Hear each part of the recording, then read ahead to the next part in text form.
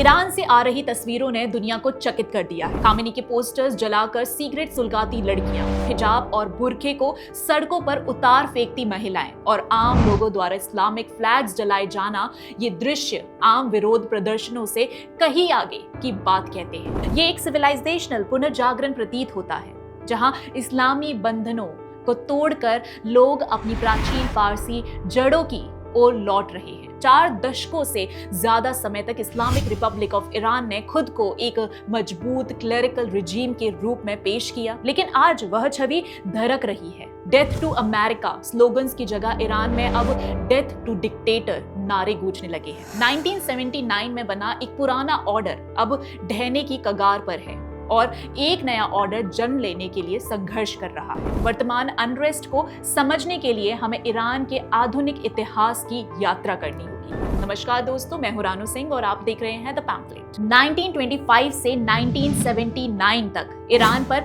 पाहलवी dynasty का शासन रहा। रेजा शाह ने 1925 में गद्दी संभाली, जिन्होंने ईरान को मॉडर्न और सेक्युलर नेशन बनाने की कोशिश की। उन्होंने आर्मी, एजुकेशन और लीगल सिस्टम को मॉडर्नाइज किया, यहाँ तक कि हिजाब पर बैन भी लगाया। लेकिन वर्ल्ड वॉर 2 में जर्मनी की ओर झुकाव के कारण 1941 में उन्हें सत्ता छोड़नी पड़ी। 1941 से उनके बेटे मोहम्मद रेजा शाह पाहलवी ने ईरानियन मॉडर्नाइजेशन को आगे बढ़ाया, लेकिन वह पूरी तरह यूएस, यूके सपोर्ट पर निर्भर हो गए। वर्ल्ड वॉर 2 में एंग्लो रशियन इन्वेजन के बाद रेजा शाह पाहलवी की पावर्स चली गई और प्राइम मिनिस्टर मोहम्मद मोजादेग सब डिसीजन लेने लगे। लेकिन जब उन्होंने ऑयल इंडस्ट्री को नेशनलाइज करने का डिसीजन लिया, तो यूएस की CIA और ब्रिटेन को MI6 ने तख्ता पलट करके वापस शाह को पावर में ला दिया। इसके बाद पाहलवी ने 1963 में व्हाइट रेवोल्यूशन शुरू की, जिसका मकसद बिना हिंसा के ईरान को मॉडर्न, इंडस्ट्रियल और वेस्टर्न स्टाइल सोसाइटी बनाना था। व्हाइट रेवोल्यूशंस के जरिए industrialisation, land reforms, women's rights, education और इंफ्रास्ट्रक्चर सबको बढ़ावा मिला। इस दौर में महिलाओं को वोट का अधिकार था, वेस्टर्न एजुकेशन और लाइफस्टाइल को प्रोत्साहन दिया गया। तेल की वजह से ईरान एक रीजनल पावर बन चुका था। इन रिफॉर्म से विकास तो हुआ, लेकिन इससे धार्मिक कट्टरपंथी जो सेकुलरिज्म के खिलाफ थे, बाजारी यानी व्यापारी वर्ग और लेफ्टिस्ट बुद्धिजीवी नाराज हो गए। सबका एक ही लक्ष्य बन गया, शाह को हटाना। यही असंतोष 1970 के दशक में एकजुट हुआ और अनंततः 1979 की इस्लामिक रेवोल्यूशन का कारण बना, जिससे पाहलवी शासन खत्म हो गया। क्रांति के बाद अयतुल्ला खामेनी ईरान का सर्वोच्च नेता बनकर उभरा। इसके बाद खामेनी और उसके क्लेरिकल अलाइज ने धीरे धीरे सेक्युलर और लेफ्ट ग्रुप्स को साइडलाइन कर दिया। एक रेफरेंडम के जरिए इस्लामिक रिपब्लिक बनी, जहां सुप्रीम लीडर यानी खामेनी को आर्मी, जुडिशरी और मीडिया पर पूरा नियंत्रण मिला। इसके बाद शुरू हुआ ईरान का सबसे अंधकारमय दौर। अयतुल्ला के नेतृत्व में स्थापित शिया धर्मतंत्र ने ईरान को गहरे संकट में धकेल दिया। स्ट्रिक्ट शरिया लॉज ने महिलाओं, माइनॉरिटीज और LGBTQ+ समुदाय की आजादी छीन ली, जबकि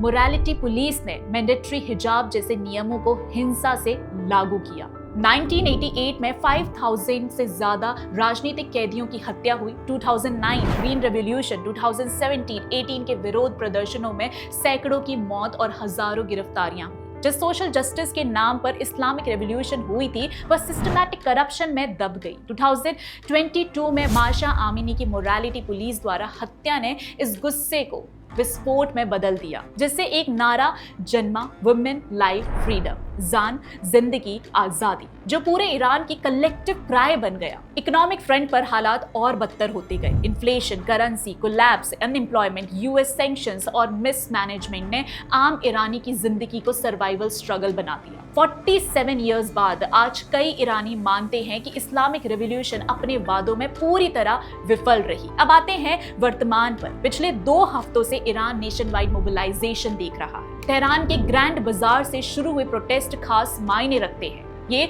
बाजार सिर्फ ईरान का इकोनॉमिक सेंटर नहीं, बल्कि 1979 की इस्लामिक रेवोल्यूशन का ट्रेडिशनल सपोर्ट बेस रहा। यहीं से प्रदर्शन शुरू होना बताता है कि जो बाजारी वर्ग कभी इस्लामी शासन की रीढ़ माने जाते थे, अब वही लोग विरोध में खड़े हो गए हैं। पहली नजर में ये प्रोटेस्ट 2009, 2017 और 2022 के प्रोटेस्ट जैसे लग सकते थे, जिन्हें खamenei द्वारा वायलेंटली सप्रेस कर दिया गया था। लेकिन इस बार हालत अलग है। 3 बड़ी वजहों से। सबसे पहले, इस बार लोगों के पास रेजा पाहलवी के रूप में एक विकल्प मौजूद है। पिछले प्रोटेस्ट के दौरान खामेनी के लिए जो डेथ टू टेरेंट के नारे लगते थे, उन्हें अब प्रो पाहलवी स्लोगन्स ने रिप्लेस कर दिया है। दूसरा, प्रोटेस्टर्स प्री रेवोल्यूशनरी सिंबल्स अपना रहे हैं। इस्लामिक रिपब्लिक का झंडा उतारकर लायन एंड सन फ्लैग फहराया जा रहा है, जो एक ऐसी सिविलाइजेशनल मेमोरी को दर्शाता है जो इस्लामी शासन से पहले की है। तीसरा है एक्सटर्नल फैक्टर। ट्रंप खुलकर कह चुके हैं कि अमेरिका ईरानियन प्रोटेस्टर्स की मदद के लिए आएगा।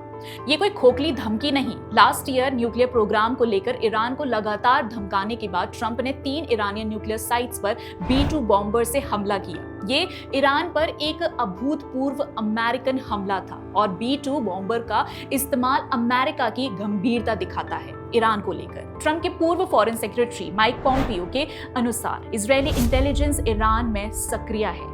इजरायली गवर्नमेंट का पाहलवी के साथ भी नजदीकी संबंध है। बाहरी शक्तियों की भूमिका इसलिए भी महत्वपूर्ण है क्योंकि पिछले 2 दशकों के विरोध प्रदर्शनों की तुलना में आज ईरानियन रिजीम कमजोर है। भले ही ये प्रोटेस्ट क्रांति में ना बदले, भले ही इन्हें पहले की तरह दबा दिया जाए, लेकिन इतना तय है कि इस्लामिक रिपब्लिक अपनी लेजिटिमेसी को खो चुकी है। 2026 में ईरान में जो हो रहा है वह इतिहास में दर्ज होगा कि कैसे झूठ, डर, हिंसा और रिप्रेशन पर टिकी एक आइडियोलॉजी का अंत हुआ। विडंबना देखिए, जिस इस्लाम ने ज़ोरास्ट्रियन सिविलाइजेशन को राख में बदला, उसी राख से 1000 साल बाद अंगारे भड़क उठे हैं और आज वही अंगारे इसी रेगिस्तानी मजहब को जलाते नजर आ रहे हैं। ईरान अब कभी पहले जैसा नहीं रहेगा। अब इस पर आपके क्या विचार हैं, कमेंट बॉक्स में जरूर बताइएगा और वीडियो पसंद आई हो तो लाइक, शेयर और चैनल को सब्सक्राइब करना मत भूलिएगा। मिलते हैं अगले वीडियो में, तब तक के लिए जय हिंद।